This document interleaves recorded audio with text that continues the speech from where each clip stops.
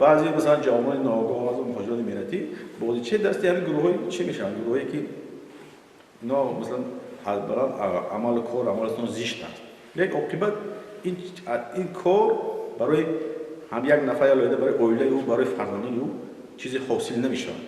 Мақсади мо ҳамин аст ки мақсади муроҷиатам ҳамин аст ки мардум бояд аз диди ҳушёрона, зиракона ба ҳар як хабар, ба ҳар як кору рафтори худ баҳо диҳанд, то ки тавонанд ки на танҳо обрӯи худро масалан мерезонанд, баръакс боиси паст рафтани обрӯи миллат ҳам мегардад, ёки миллатҳои масалан огоҳи дунё ин корро намекунанд.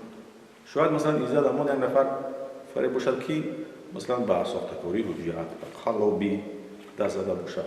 Масалан мақомоти марбутае ки дар Тоҷикистон ҳастанд, ин корро табиз ки меомӯзад ва дар доираи мурофиаҳои судӣ ин кор як баҳои худро пайдо мекунад ва боқӣ ҳама ҳақ ба ҳақдор мерасад. Лек танҳо вақт даркорад, фурсат даркорад, табиз ки дар ин ҳолат бигзор ки мақомоти مثلا تفتیشات کاری خود را پیش برند و مردمی که مثلا مهاجر ملتی هستند میتوانند که به کار روزگار خود مشغول شوند و در همون کشوری که اقامت میکنند کشوری مهاجر پذیر فدراسیون روسیه با قانونهای همین دولت احترام گذارند و طبیعی است که همه مقصود یا که به دست میآید.